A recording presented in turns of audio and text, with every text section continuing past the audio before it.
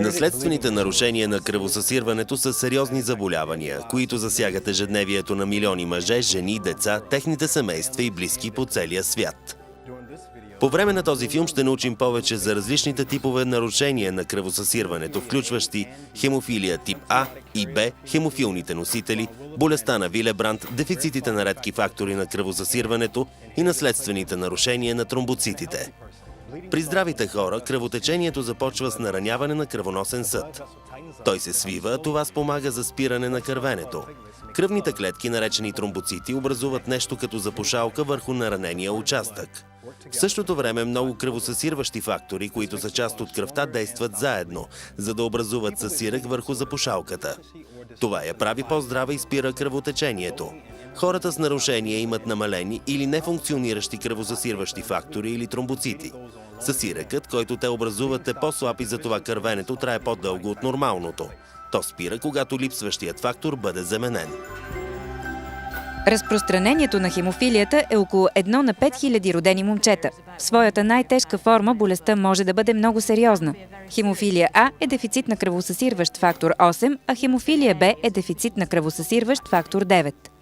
Хемофилията е наследствено заболяване. Тя се пренася от Хикс хромозомата и затова се предава от майка на син. При около 30% от случаите обаче липсват данни за унаследяване и появата на заболяването изглежда случайна. При хората с хемофилия има засилено кървене в ставите и мускулите, което започва от много ранна възраст.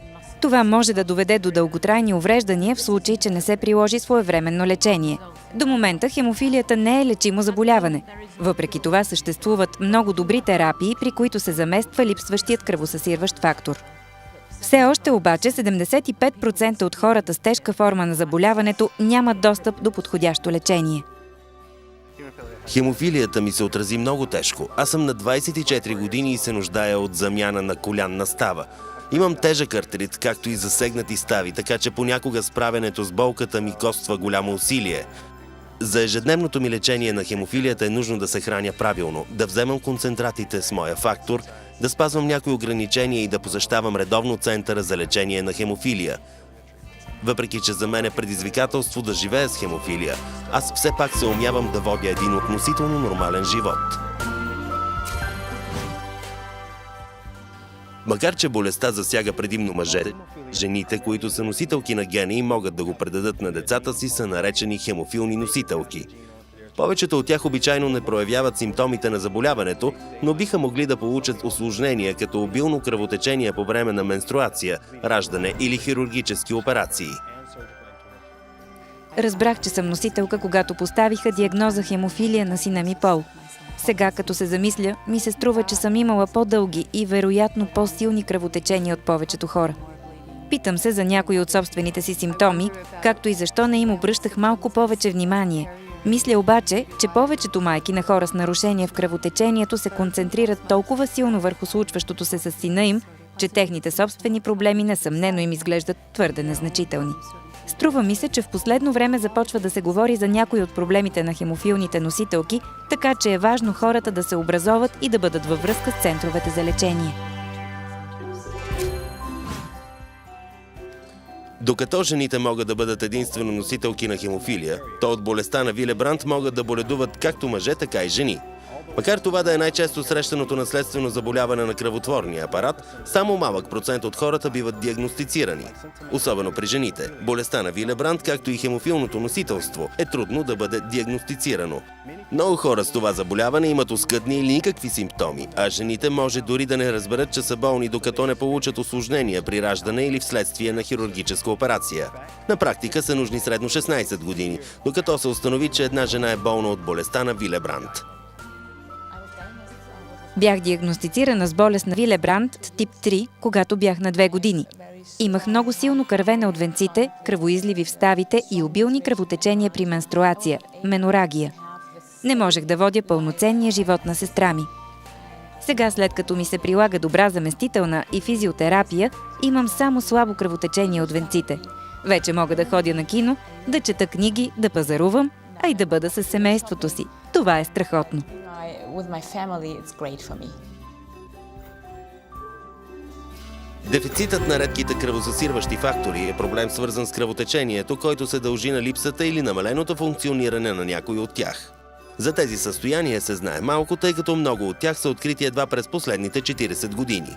Проблемите с дефицита на рядък фактор на кръвосъсирването могат да бъдат интерпретирани от много гледни точки. Двата пола са засегнати в еднаква степен, като при жените заболяванията най-често могат да се проявят с менорагия или кръвотечение след раждане, макар че има още цяла поредица от симптоми, които трябва да бъдат изследвани. Те може да са сходни с тези на болестта на Вилебранд, но се различават значително от симптомите при хемофилия тип А и Б. При диагностицирането и лечението на хемофилия тип А и Б е реализиран голям напредък, но има известно изоставане при недостига на някои от редките кръвосъсирващи фактори. Дори пациентите да бъдат диагностицирани, поради малкият им брой не разполагаме със същото ниво на информираност. За тези състояния има и малък брой лечебни средства и за това е необходимо да се провеждат повече изследвания и разработки в тази област, така че наистина да може да се предложи лечение за всички. Аз съм един от малцината в света, които имат дефицит на рядък фактор 1 на кръвосъсирването, поради което съм се сблъсквал с много физически и емоционални предизвикателства. Има и други смущения на кръвотечението, които са също толкова рядко срещани като моето. Най-голямото ми предизвикателство бе да накарам приятелите си, семейството и дори някои медицински специалисти да разберат специфичните ми потребности от грижи и лечение. Хората с нарушение на тромбоцитите не могат да спрат кръвотечението, предизвикано дори от малки наранявания, и могат да получат много сериозни проблеми с оттоци по кожата, кръвотечение от носа и изобщо кръвотечение от всякакъв вид, които често се появяват в ранна възраст и са много трудни за контролиране. Хората с тежки нарушения на кръвосъсирването, причинени от дефекти на тромбоцитите, може да се нуждаят от кръвопреливане с тромбоцитна маса. Тези манипулации обаче са трудно достъпни в някои части на света, а това може сериозно да ограничи подпомагането на пациентите. Затова е нужно да намерим други начини за спиране на кръвотечението при хора с такива извънредно сериозни проблеми. Нарушенията при кръвосъсирването са сериозни състояния и могат да бъдат животозастрашаващи. Благодарение на развитието на лечението на тези заболявания, включващо комплексен подход и заместващи терапии, хората вече могат да живеят по-дълъг и по-пълноценен живот. И въпреки това все още много болни по света нямат достъп до подходящото лечение. Крайната цел е да се намери лечение за хората с проблеми при кръвосъсирването. Междувременно ние трябва да имаме готовност да им осигуряваме високо качество на живот, не само в моята страна, но и в целия свят. Мисията на Световната федерация по хемофилия е да допринесе за осигуряване на качествено лечение за хората по целия свят, страдащи от наследствени нарушения на кръвосъсирването. А това можем да постигнем, когато всички работим заедно. Пациентските организации, хората с наследствени нарушения на кръвосъсирването, здравните специалисти. Само така наистина ще можем да осигурим лечение за всички нуждаещи се.